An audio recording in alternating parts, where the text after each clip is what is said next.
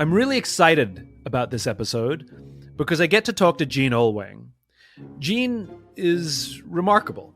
She started her career as an executive in telecom and mobile phones, and she broke every glass ceiling.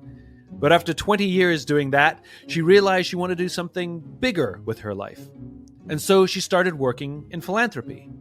She's the president and founding CEO of Virgin Unite, which basically houses all the philanthropies of the Virgin Company. She's also a B-team leader and sits on the advisory council of elders. But what's most important about Jean is as she was meeting all these remarkable people doing remarkable things in the world, she discovered a pattern that in every single case there was a partnership that was at the basis of their ability to work at remarkable scale, but also find great fulfillment in their lives. And this is why I wanted to publish her book. She understands that if any of us wants to do something worth doing and find great fulfillment while we're doing it, we have to work together. This is a bit of optimism. After years of working in philanthropy and doing good and running Virgin Unite, which is sort of the umbrella for all the Virgin charities, you came to discover that these remarkable people have a secret power. All these people that we admire, write books about, read articles about, we're all fascinated with, that they all do something that gives them their secret power, which is partnerships. And, I was just amazed by watching these great people and seeing how they became who they were in the world. And I realized that it was because of the people they surrounded themselves with and the people that they built really deep connections with. I think this is such an important conversation, especially in this moment in time, because we have made heroes out of CEOs and these kinds of people as if they're lone wolves. I think as a nation, especially in the United States, we've over-indexed on rugged individualism. And as we see younger generations coming up, they struggle to form, their words, not mine, deep, meaningful relationships. And here, what you have said is the ability to form partnerships literally is the thing that distinguishes the great from the good. Yeah, it's the thing that allows us to have meaningful, purposeful lives, as well as the thing that allows us to make a bigger impact in the world. And you're right, Simon. I mean, I think from the time we're a super young age, we are pushed towards being hyper-individualistic. So we've created this world where loneliness has become one of the largest problems of our time, bigger than obesity, bigger than smoking, because we've pushed people into thinking that they have to be the one, they have to be the superhero, they have to save the day. And we almost have to step back and figure out how we unlearn that hyper-individualism and how we relearn how to become hyper-connected. Oh, I love that term, hyper-connected. What did you learn about yourself in writing this? Did you change in any way? So for me, it completely transformed the way I look at the world, completely transformed my lens from looking at a relationship on a more transactional basis, for example, to looking at relationships and every partnership I have as something that could change me, could change them for the better, and most importantly, how we could come together as a partner to make a bigger difference in the world. Can you share a specific example? As we went through this, we weren't just interviewing partnerships, we were also interviewing these amazing collectives that had done some of the greatest things in the world, some of the greatest human achievements, like the community who closed the ozone hole. And this process shifted the whole way I look at how we need to tackle the issues that we're facing in the world right now, and how the first thing you need to do is build these deep connections at the center that become the connective tissue and the scaffolding for us to really build these collaborations. If you go into a room now and you ask who knows who discovered and closed the ozone hole, you will have almost no one raise their hand. And that's because it wasn't a single superhero. It was a collection of friends at the very center. And it started in 1974 with these two incredible friends, Sherry Rowland and Mario Molina, these two scientists in a small lab in California who discovered that CFCs were destroying the ozone layer. And Sherry and Mario felt so passionate that they had to get this message out to the world that they quickly published an article in Nature, and they thought the whole world would react. And the opposite happened.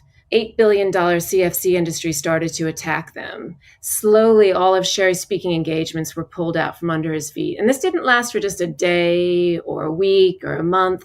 This lasted for a decade.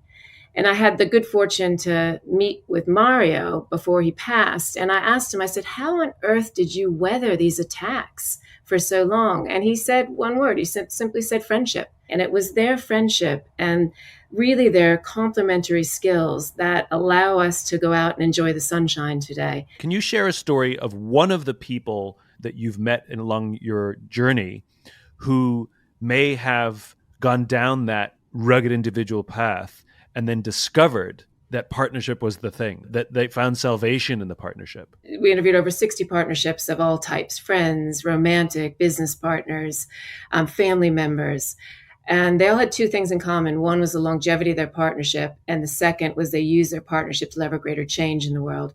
I mean, I personally also went down that path, which is why I wrote the book, because I was focused on for 20 years building mobile phone companies and focused on how do I break as many glass ceilings as I possibly can. And then when I started working with a group called the Elders, that was set up by Nelson Mandela and Archbishop Tutu and others, again, I started to see they were who they were because of the relationships they'd surround themselves with. And for me, that was a massive awakening call about that was the real meaning of life. And so some of the people that I interviewed, like you had Peter Chernin and Ray Chambers, for example, both unbelievably successful business people, unbelievable. And then both of them in different ways came to this focus on purpose in their life. And then they found each other.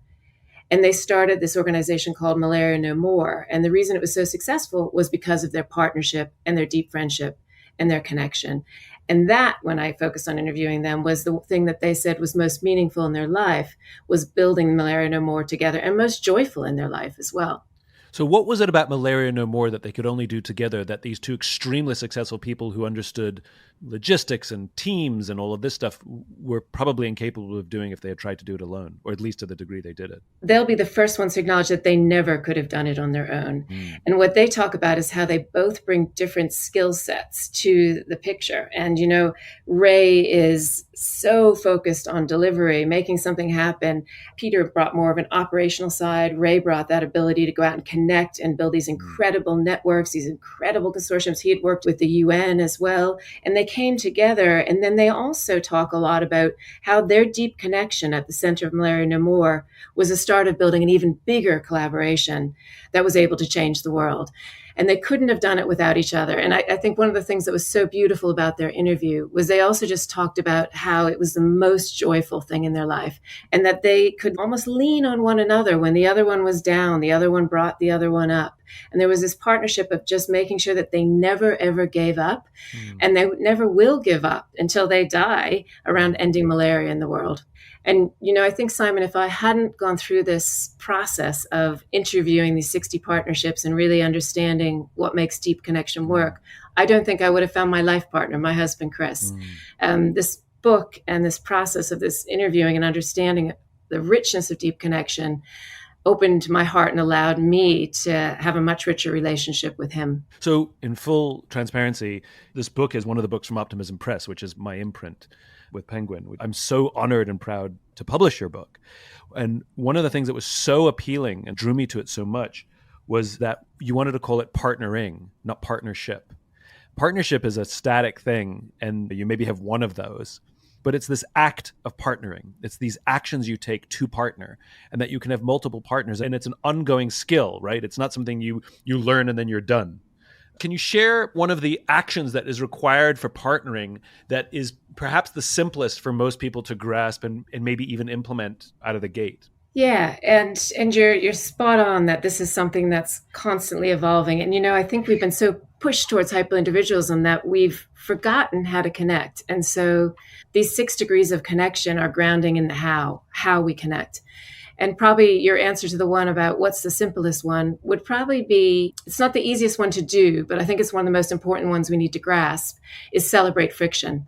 And, you know, when I interviewed Andre and Bertrand, 2 amazing individuals who did the first solar flight around the world, they talked about this beauty of they love when they disagree, because when they disagree, they called it the sparkles. It means they're going to learn something new. And so the Celebrate Friction is about how do you turn those moments of friction into something where you're going to learn something new, you're going to become better. And they love to say it's not about competing with one another, it's about competing with yourself to become the best version of yourself. And so many of these stories, these rich stories from the 60 interviews that I did, had incredible ways of how they celebrated friction. For example, one was around come to every conversation thinking about what if the other person is right? So don't sit in your own space thinking you're right, but think about what if the other person is right, and come to that point of friction from that mindset. Another wonderful bit of wisdom that came out was always go in thinking there's a third way. Never think you're locked into two positions, but thinking about how through discussion and through open-mindedness and through deep, deep listening, how you can find that third way. Or like Ben and Jerry had a wonderful one where they talked about that their friendship was their highest priority and they were never going to let anything break their friendship. That was the fundamental. And so they had something amazing called veto power, where if one of them, for any reason, had such a strong feeling that they could never agree with something the other person was saying, they would have a veto card that they could hold up. And they said they have done that, used that very, very rarely, but it's allowed them, again, not to get stuck in this position of conflict. You know, and that whole concept of Celebrate Friction, I think there was something about like 12 principles we put into the book around how you can celebrate friction to turn it into the sparkles and, again, compete with yourself to become a better human being. Was there a partnership that you explored that you struggled with? Like when you saw their partnership, like you didn't understand it, you didn't quite get it. You know, intellectually you understood it, but it was like, I don't get this one. In the early days when we were talking about this book, you really encouraged me to go out and find people from deeply opposing sides, deeply opposing. And, you know, there was a few before I went in that I was thinking, okay, this is going to be interesting. I wonder if I will be biased toward one direction or the other. And one conversation that I just adored, but I think I went in with an unclear expectation on whether I would adore it, was Cornel West and Robert George. And they're both extraordinary academics and scholars. One is a social democrat, one is a Republican, and they both have deeply opposing views on many topics, but they were able to come together and just have this extraordinary friendship. They talked a lot about that sometimes if someone sees them in conversation sitting in a room, they will think that they're just sitting there quietly, but what they're really doing is trying to absorb what the other person just said, to really listen, because they have so much respect for the other person that even though they may have a deeply opposing view, they want to hold the space to really understand why that person has expressed that view. And, you know, when their interview finished, I'll never forget, they looked at me and they both said, go out and find a friend that unsettles you. And these partnerships and relationships aren't just about finding people that look like us, act like us. Sometimes the ones that are the richest and teach us the most are the ones that are most radically different, and also that unsettle us and challenge our views. And, you know, there was another partnership that was just amazing. And again, this one I didn't understand because I just simply couldn't believe it was true. And this was Azim Khamisa and Plez Felix. Very, very, very sadly, this was probably now about 30 years ago, Plez's grandson had actually shot and killed Azim's only son in a gang prank. And rather than have bitterness and never speak to Plez, Azim brought Plez and Plez's family into his home. Plez and Azim then built this extraordinary friendship and then started a foundation together to stop kids from killing kids. And when Plez's grandson, who had shot Azim's only son, came out of prison, I think it was just 10 years ago, Azim hired him so that he could also go to schools to talk about how we need to make sure that we build bridges across difference, that we're not driven by fear, we're not driven by hatred and bitterness, and we hold that space for love. And for me, you know, they talk a lot about one of the things that kills respect and trust is judgment, and how you need to open the space up for not judging and coming back together. And just an unbelievable story of forgiveness and friendship. One of the 6 degrees is this ecosystem of virtues. And in there is this concept of unshakable respect. And Uzo, who runs the Africa Center, Uzo Ewele, he said something really beautiful around, if you don't listen to someone, it's telling them they don't exist. Oh, that's good.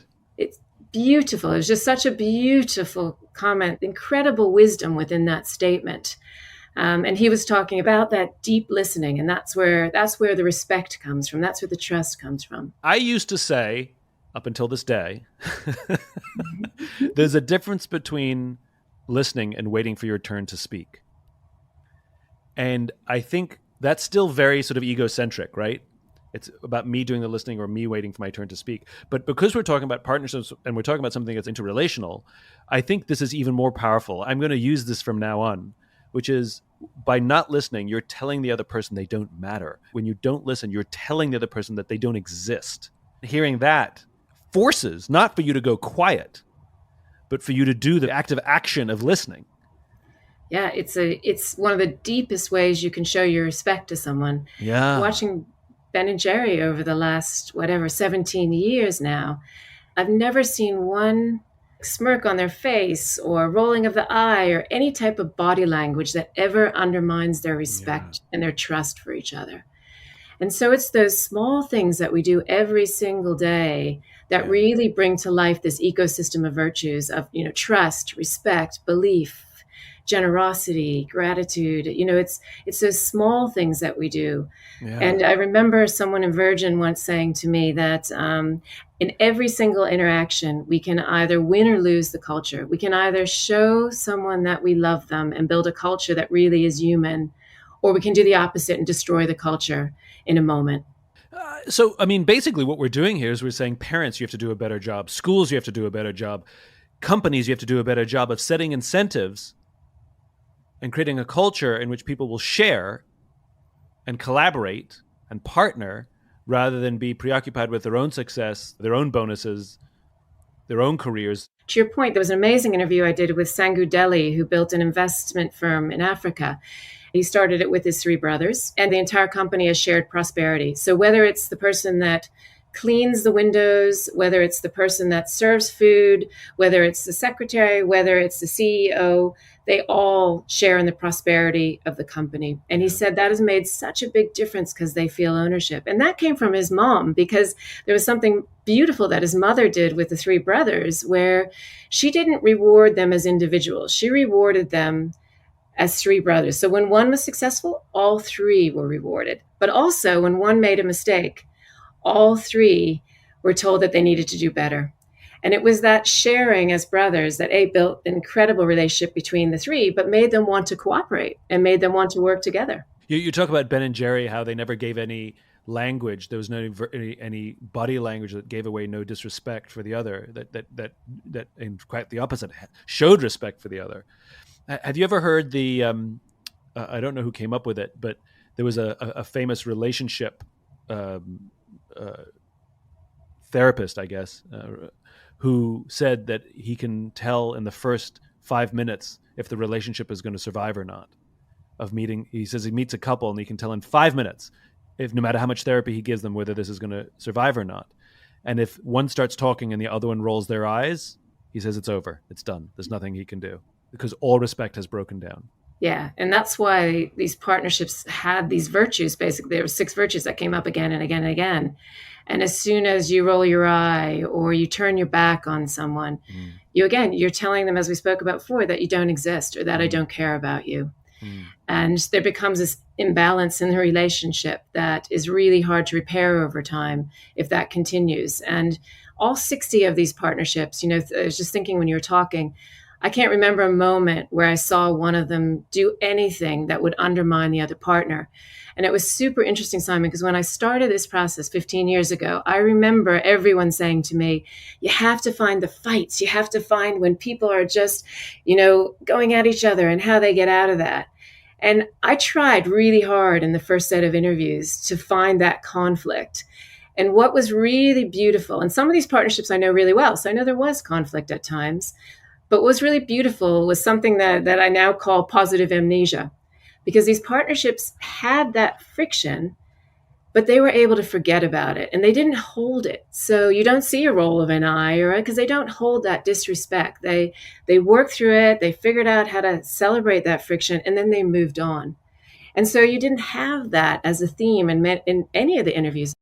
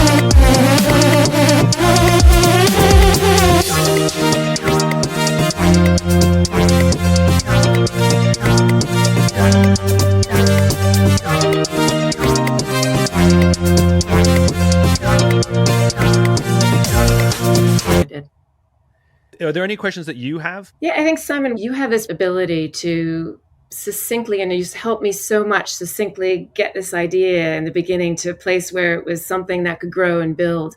What attracted you to this book? I like to say that there's an entire section in the bookshop called self-help, but there's no section in the bookshop called help others. And what we need in this world is a section called help others. We've all learned the skills of putting ourselves first. I think we as a society are lacking the skills on how to put others first. And the concept of service and giving and suffering and sacrificing for greater good so that others can join in that success, or planting a seed that someone else may enjoy the shade of that tree. I think that we're a little bit out of balance.